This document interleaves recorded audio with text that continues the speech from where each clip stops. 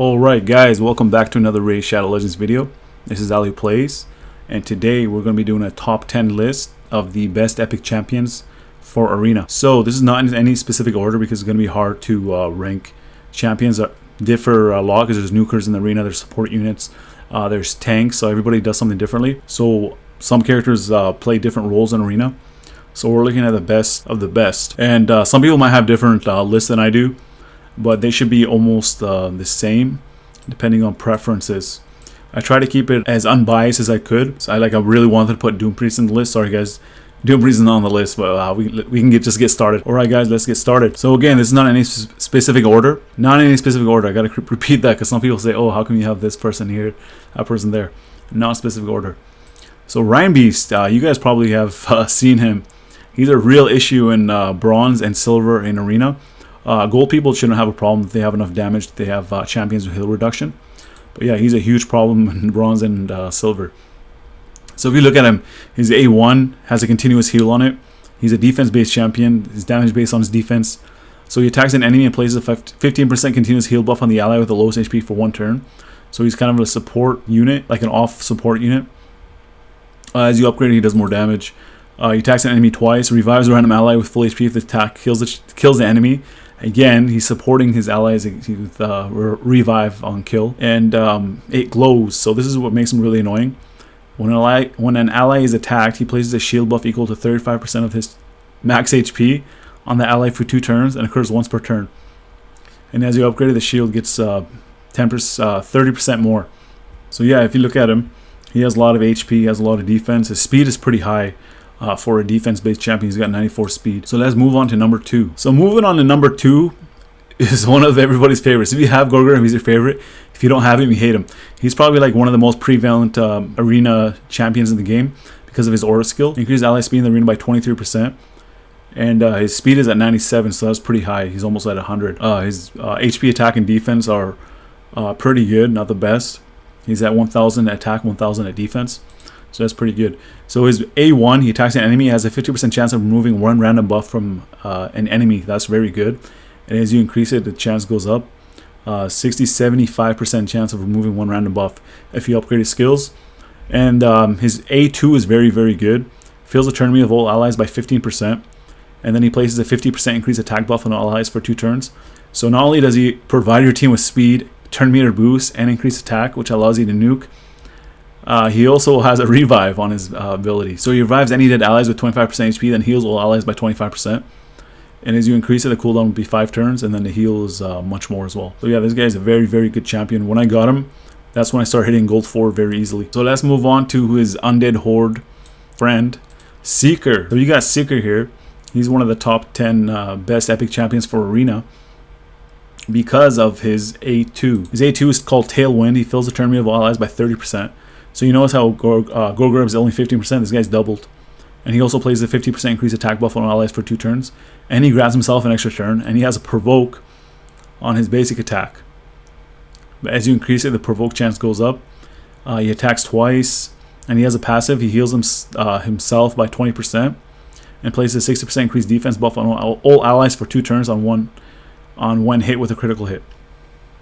So when he gets hit with a critical hit, he places increased defense buff on all allies. So that's a pretty good passive. And then his aura skills for arena increase ally defense in arena by 30%. So that is respectable arena skill, but you want to have speed boost as your aura skill. So 23%, 24%, things like that. But if you're running a tanky team, this guy's very good. Too bad he only does increased attack instead of increased defense. But other than that, he's a very, very good champion. He's one of the top 10 best epic champions in Arena. If you guys have this guy, congratulations. Alright, so let's move on to the Knight Revenant faction. So Knight Revenant faction has, in my opinion, 2 of the top 10 best epic champions in Arena. We have Skullcrusher. Most of you guys probably know because she has a very, very good aura skill. I think it's the same as Gorgorev's. Increase ally speed in the arena by 23%. And then she has an AoE that places an extra hit if the target has more than 50% HP. And Sinesha is the opposite. We're going to go over Sinesha too. She's on the top 10. Spoiler alert. She has an AoE, another one that places weaken. Places an unkillable buff on herself for 1 turn every time her HP drops below 20%. And she has a revive if Sinesha is on the same team. And Senesha is also one of the top 10 best epic champions for Arena. Skullcrusher is actually one of the top 10 overall best epics, in my opinion. So, Senesha, she attacks all enemies and places extra enemies with less than 50% HP. And so that synergizes very well with Skullcrusher. And then she has another attack one enemy, puts the target skills on cooldown, heals the ally with the lowest HP of 25%. And she equalizes the HP of all allies. And the HP levels of all allies will be brought up to the level of the ally with the highest HP, and then heals the target ally by 10% of their max HP. So yeah, she's very good for Arena. I've seen her be a very solid nuker. Like, she's hard to build because her attack's very low, but I've seen people nuke with her because she has a double hit, and she's good at finishing off enemies. But Skullcrusher is a better nuker though. Look at that attack, 1500 attack, 96 speed. Senesha's got 101 speed. So that's a high base speed. Coming in at number 5, we have Lauria from the Dark Elves faction. Her A1 has a 50% chance of placing a decreased defense debuff, or a 100% heal reduction debuff, or a 30% decreased speed debuff for 2 turns. I don't really like the randomness of it, but those are all really solid. Heal reduction is really solid in Arena. Decreased defense is solid too, even though it's only for one enemy, but this is a basic attack. And decreased speed is probably the lesser out of the other two. She has an AoE, so this is where she really shines. Her AoE has a 50% chance of placing a freeze debuff for 1 turn, and enemies killed by this skill cannot be revived.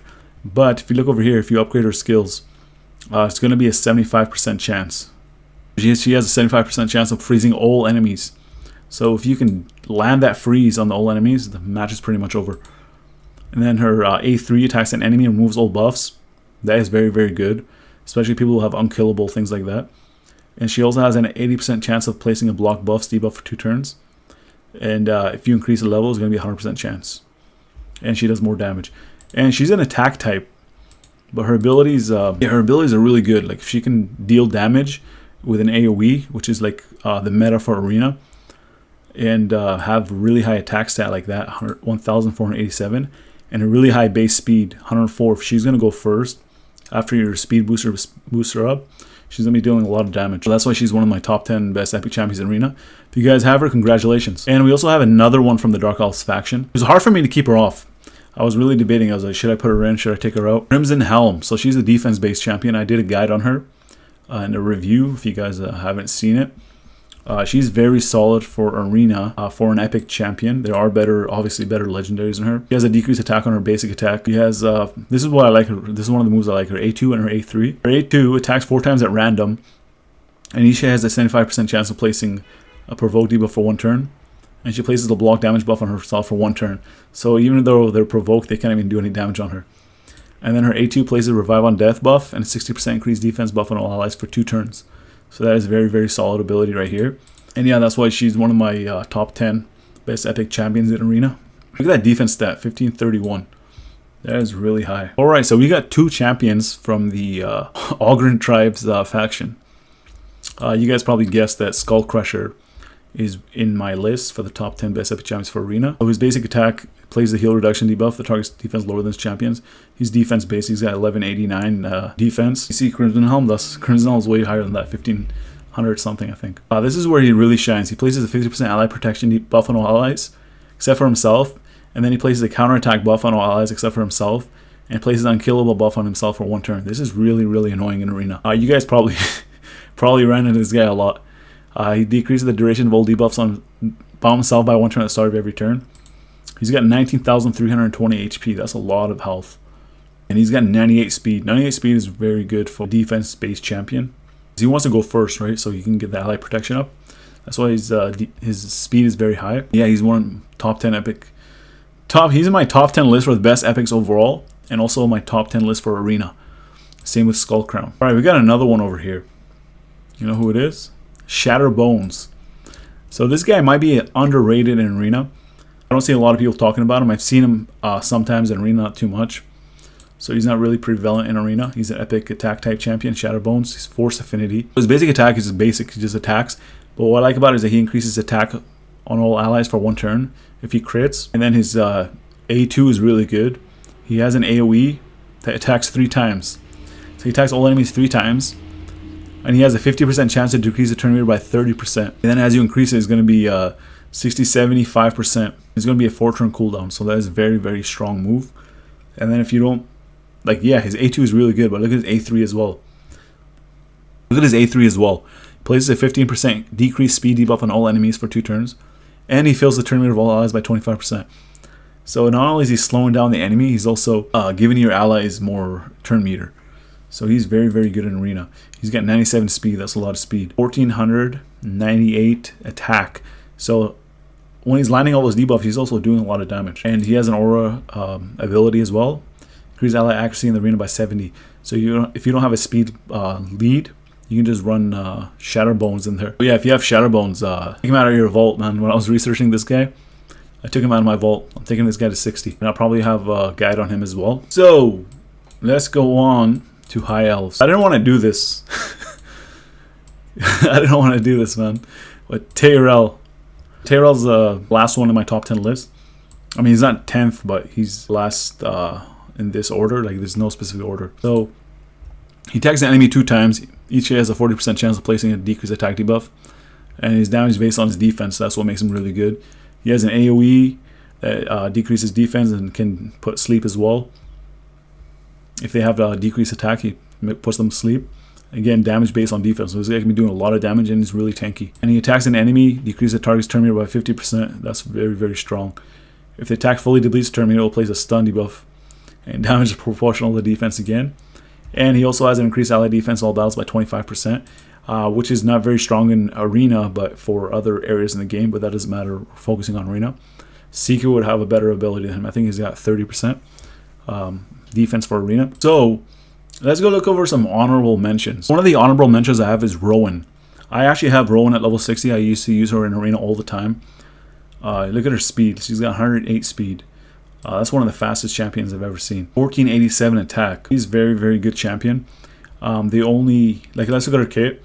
She attacks one enemy and places, she has 50% chance of placing a 100% heal reduction debuff for 2 turns. And then damage increases according to speed. So if you have like an apothecary that boosts her turn meter and also increases her speed, she's going to be doing more damage. So that's why she's very strong, because her damage is based on her attack and speed. So that's very, very powerful.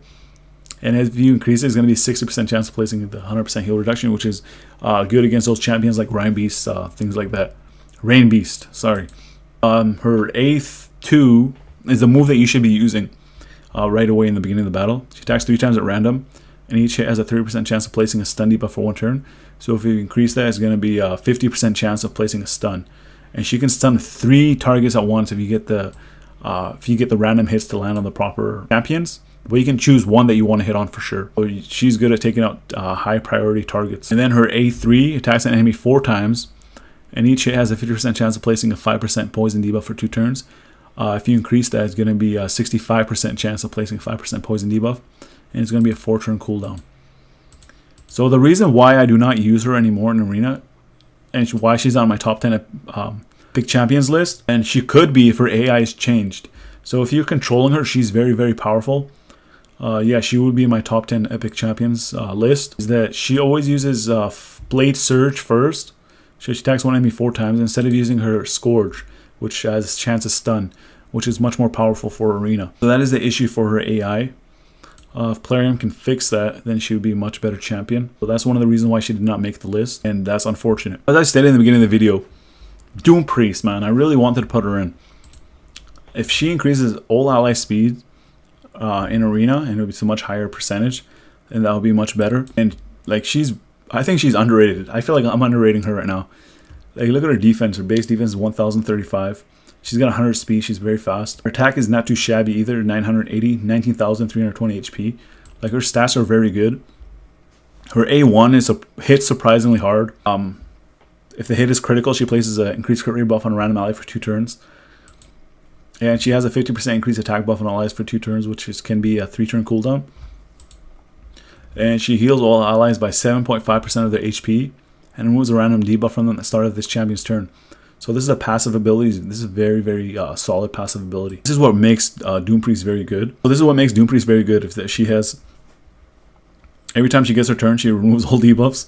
Not all debuffs, she removes a random debuff from them. So if it's like a freeze and then she gets her turn, she's going to remove the freeze off herself and off her allies, whoever else has it. Or if there's like a stun, things like that. She's very, very clutch in arena. she screws over your Rowan tactics. So if you want to stun the enemy and then there's a Doom Priest on the other team, that's not going to fly. So the way that I see that they can make her better, I mean, she's very, very good. But the way they can make her better, if they add something else over here. You know how she plays a 50% increased attack buff and all that for 2 turns? If they add some turn meter on there, that'll be very good. She'd be top 10 for sure. It was very hard for me to leave her out because she's helped me so much throughout the game. And I was lucky enough to pull her. So sorry about that, Doom Priest. And sorry to all my Doom Priest fans. Honorable mentions again. We have Talia and Phoenix. So Talia is very, very solid if you control her in arena.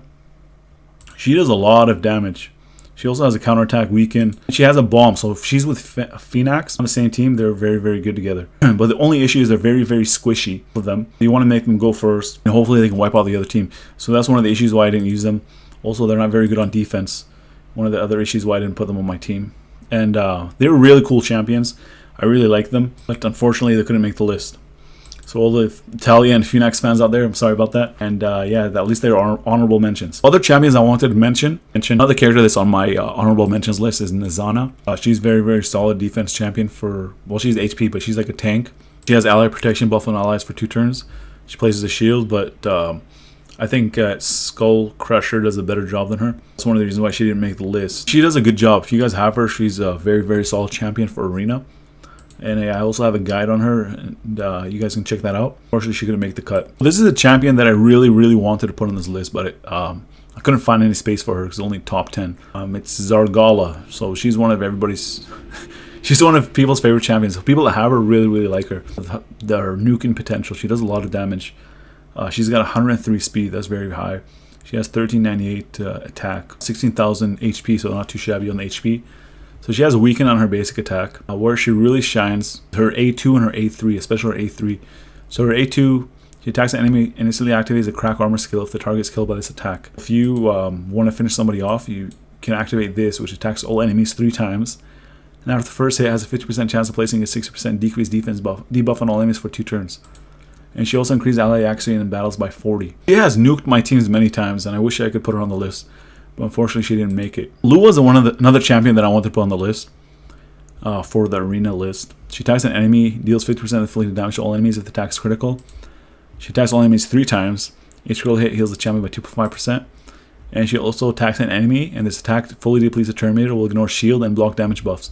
So that is very, very solid. 1564 attack, 97 speed. She's a very solid champion. If you have her, she's in my top 10 best epic champions list. Well, yeah, she's very good, but she didn't make the list for the top 10 for arena. The last of my honorary mentions is Thanassel. Thanassel, he attacks an enemy, and he has a 15% chance of placing a sleeve deal for 1 turn.